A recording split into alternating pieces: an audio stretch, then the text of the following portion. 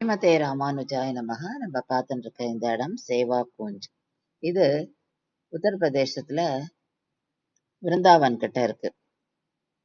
இதுக்குள்ள நம்ம போனோம்னா ஒரு சின்ன கோவில் சேவிக்கிறோம். அந்த கோவில்ல ஸ்ரீ கிருஷ்ணரும் ராதையும் நமக்கு காட்சி தர, அதோட ராதைக்கு தோழிகளா இருந்த லலிதா, விஷாக்கா ரெண்டு பேரையுமே நம்ம அங்க சேவிக்கிறோம்.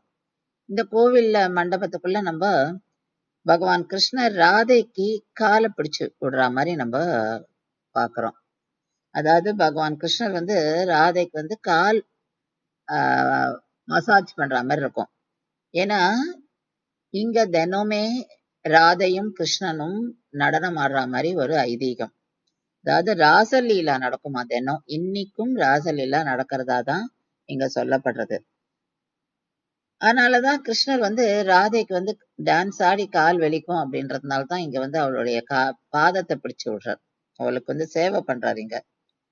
இங்க ராசலீலா இன்னைக்கும் நடக்கிறது அப்படின்ற நம்பிக்கையினால ஜனங்கள் யாருமே இருக்க மாட்டாளாம். எல்லாருமே இந்த இடத்த விட்டு போயிடுவாளாம் சாயங்காலத்துல. இங்க இருக்கிற வானரங்கள் கூட, அதாவது குரங்குகள் கூட இருக்காதாம். இன்னொன்னு என்ன சொல்றான்னா, அதுக்கு மேல இங்க யாரானு இருக்கணும் பார்க்கணும் அப்படின்னு அவளுக்கு பார்வை போயிடுமா. சோ அப்பேற்பட்ட ஒரு ஒரு அதிசயமான ஒரு பூமி இது. இதுக்குள்ள நம்ம அந்த சீலிங்ல அந்த பெயிண்டிங் எல்லாம் பாக்குறோம். அதுல எப்படி கிருஷ்ணர் ராதைக்கு சேவை பண்றார் அப்படின்றதெல்லாம் ரொம்ப அழகான ஓவியங்கள். இந்த இடத்துல நிறைய செடிகள் இருக்கு. அதாவது நமக்கு ஒரு பாதை மாதிரி இருக்கு. இந்த பாதை கவர் ஆயிருக்கும். இந்த செடிகள்லாம் கூட சாயங்காலத்துல ஆடுமா. அதாவது மூவ் பண்றது. அதாவது மூவ் பண்ணனா இப்படி அசைஞ்சுட்டு இருக்கும்.